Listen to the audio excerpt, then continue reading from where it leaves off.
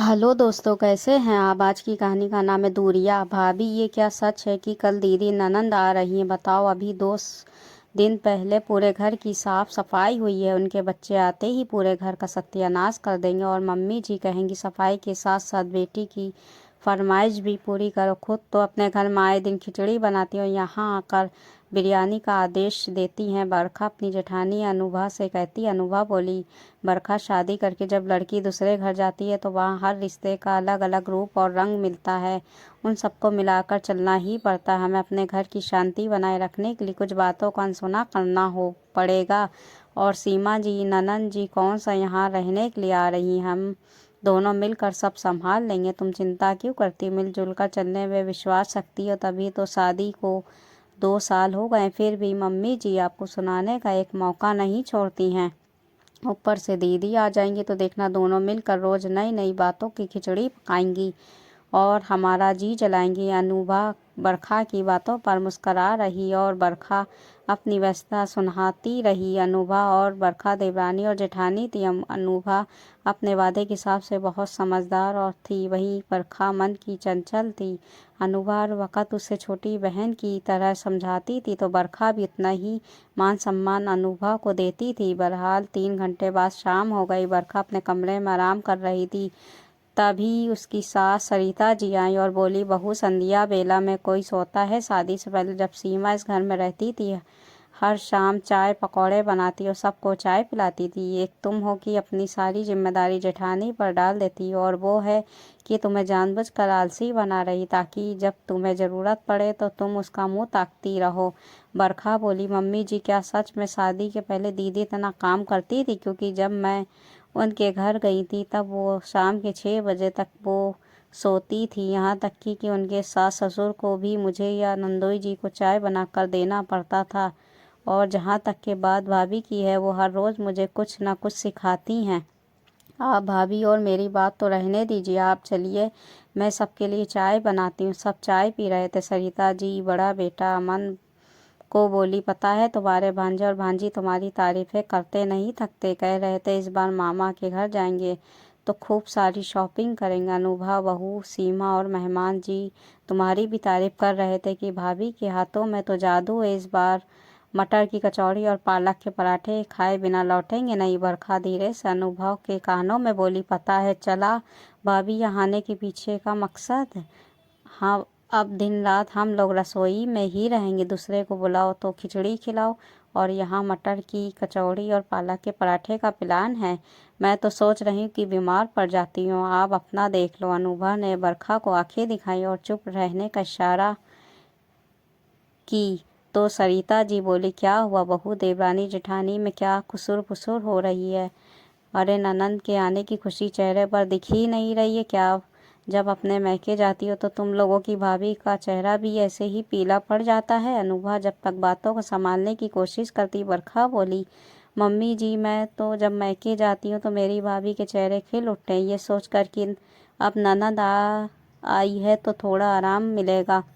और हम भी यही सोचकर जाते हैं कि मैके में इतने दिन आराम किया तो अब थोड़ी बहुत मदद भाभी की भी कर दें, तभी तो ननंद भाभी का रिश्ता बना रहता है। अनुभा जल्दी से बोली, मम्मी जी, बरखा के कहने का मतलब ये है कि जितना हम अपने मैके में अपनी भाभी के साथ खुश रहते हैं, उतना ही दीदी के आने पर हमें भी खुशी होती है। और मेहमान को आने तो दीजिए, उनकी पसंद की सारी चीज़ें बनाऊंगी। आप चिंता मत कीजिए। चलिए अब खाने की तैयारी करते हैं। चलो बरखा, इतना कहकर वो बरखा को अपने साथ ले गई। इधर सरिता जी मुंह बनाकर दोनों को देख रही थी। रसोई में जाकर बरखा बोली, भाभी, आप क्यों मुझे वहाँ से ले आई। दीदी ने आज तक मम्मी जी की सेवा नहीं की होगी जितनी सेवा हम करते हैं। फिर भी वो आपसे और मुझसे प्यार से बात क्यों नहीं कर सकती। अनुभा बोली, बरखा, धीरज रखो। जिस दिन उन्हें यह एहसास होगा कि हमारा प्यार मतलबी नहीं है, क्योंकि हम तो अपना सब छोड़कर उनके साथ रहने आए हैं, और यह एहसास उन्हें जवाब देकर या झगड़ा करके नहीं दिलाया जा सकता। बरखा बोली, आप कहना क्या चाहती हैं, मैं समझी नहीं। अनुभा बोली, मेरी भोली भाली बरखा, जहाँ शब्दों से काम चल जाए वहाँ तलवार निकालने की क्या ज़रूरत है। हमें रिश्तों की सच्चाई सबके सामने रखनी होगी, वो भी मर्यादा में रहकर। आखिरकार ये परिवार, इससे जुड़े हुए हर रिश्ते हमारे हैं। अगर कीचड़ उछालोगी तो हमारे दामन पर भी छींटे उछलेंगे, ये याद रखना। बरखा अनुभा का इशारा समझ गई। करीब एक हफ्ते बाद सीमा अपने मायके आई। आते ही तंज कसना शुरू किया। भाभी, क्या इतनी भी फुर्सत नहीं मिलती कि अपनी ननद का हाल चाल ही पूछ ले? अपने मैके तो कभी फ़ोन करना नहीं भूलती होगी। सरिता जी बोली, सही कह रही हो, वो तो मैं ही हूँ इस घर में जो दिन रात तुम्हें याद करती, वरना तो दिन भर दोनों के हाथों में फ़ोन रहता है। अनुभा मुस्कुरा कर बोली, दीदी आप हमें खुद को भूलने कहाँ देती हो, जो फ़ोन करके आपको याद करे। कोई एक दिन ऐसा नहीं जाता जब मम्मी जी आपकी बात नहीं करती। और मम्मी जी, कभी हमारा भी पक्ष लेकर देखिए तो निराशा हाथ नहीं लगेगी। बरखा चाय पानी लेकर आई तो सीमा बोली, बस चाय पानी से ही काम चलाओगी? जब हमारे घर आई तो कितनी खातिरदारी हुई थी, क्या भूल गई? बरखा अनुभा की तरफ देखी तो अनुभा ने इशारों में उसे चुप रहने का कहा।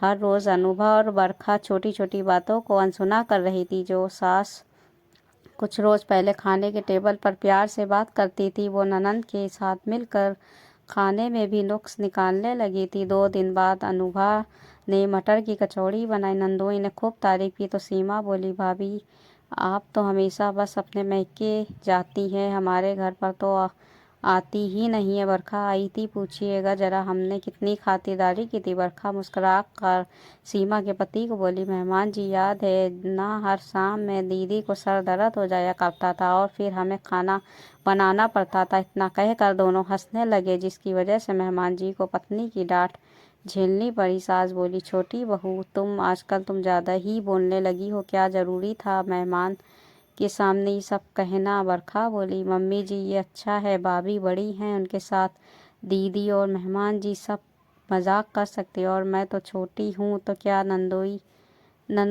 से मजाक भी नहीं कर सकती? ये तो चाहे दोहरा व्यवहार हुआ। इतना कहकर नाराज बरखा वहाँ से चली गई। 2-3 दिन तक अनुभा और बरखा घर भी संभालती और नए नए व्यंजन भी बनाकर खिलाती थी। मौसम बदल रहा था, ऊपर से सीमा के बच्चे घर में धूल मिट्टी ले आते थे। बरखा को धूल से एलर्जी थी, उसकी तबीयत खराब हो गई। फिर सारा काम अनुभव पर आ गया तो सरिता जी को भी चिंता होने लगी। सीमा बोली, माँ ये बरखा ज़्यादा ही नाजुक बनती है, बस काम चोरी का बहाना है और कुछ नहीं, तुम ज़्यादा परेशान मत हो। अनुभा ने जब सीमा की बात सुनी तो सरिता जी से बोली, मम्मी जी आपको याद है पिछले महीने जब आपको बुखार हुआ था, कभी मैं तो कभी बरखा आपके सिरहाने बैठी रहते थे, फिर आज उसकी तकलीफ दूसरों के साथ, क्या आपको भी बहाना लग रही है? वो अपनी सफाई में कुछ कहती उससे पहले ही अनुभा बोली, मम्मी जी ऐसा क्यों होता है कि दीदी के आने पर आपका व्यवहार हमारे लिए बदल जाता है, जबकि दीदी कुछ रोज के लिए आती और चली जाती हैं, फिर तो आप हमारे साथ ही वक्त बिताती हैं। कभी सास से माँ बनकर देखिएगा, बहुएं भी निराश नहीं करती हैं। इतना कहकर अनुभा बरखा के कमरे में चली गई। सीमा बोली, माँ आपको नहीं लगता बरखा की संगत में बड़ी भाभी भी ज़्यादा बोलने लगी हैं? सरिता जी बोली, चुप करो सीमा, एक तो वो बेचारी बीमार है और दूसरी पूरा घर संभाल रही है, अभी भी तुम्हें यही सब कुछ सोच रहा है? मुझे प्रमोद छोटा बेटा ने सब कुछ बताया था, जब वो लोग तुम्हारे घर रह गए थे, एक दिन भी तुमने ढंग से खाना बना कर नहीं खिलाया, बल्कि वहाँ से भी भरकर ही सबको खाना बनाकर खिलाती थी। यहाँ मदद करने की बजाय तुम मेरी बहू का मजाक उड़ा रही हो, ये तुमसे ये उम्मीद ना थी। इतना कहकर सरिता जी बरखा के कमरे में चली गई। करीब 2 दिन तक अनुभा और सरिता जी ने बरखा की देखभाल की। फिर सरिता जी ने काम वाली को लगाकर पूरे घर की साफ सफाई करवाई तो बरखा को अच्छा महसूस होने लगा। अनुभा ने जब बरखा को पूरी बात बताई तो बरखा सरिता जी से बोली, मम्मी जी मेरी कड़वी बातों के लिए मुझे माफ़ कर दीजिएगा। भाभी सच कहती थी, लड़ाई झगड़े से रिश्तों की कड़वाहट मिटाई नहीं जा सकती है, बल्कि और दूरियां बढ़ जाती हैं। सरिता जी बोली, बहू माफ़ तो तुम दोनों मुझे कर दो, बेटी के आते ही तुम सबका प्यार भूल गई। सीमा आगे बढ़कर बोली, मैं आप दोनों को भाभीियों से अपने बर्ताव के लिए माफ़ी चाहती। आप लोगों ने कितना एकता है, ये देखकर मुझे समझ में आ गया कि रिश्ते वो मोती है जिन्हें एक धागे में परोस कर रखना चाहिए। दोस्तों ये हिंदी कहानी आपको कैसी लगी? हिंदी कहानी अच्छी लगी तो लाइक सब्सक्राइब शेयर ज़रूर कर दीजिएगा। मिलते हैं अगली हिंदी नई कहानियों के साथ, तब तक के अपना ख्याल रखिएगा।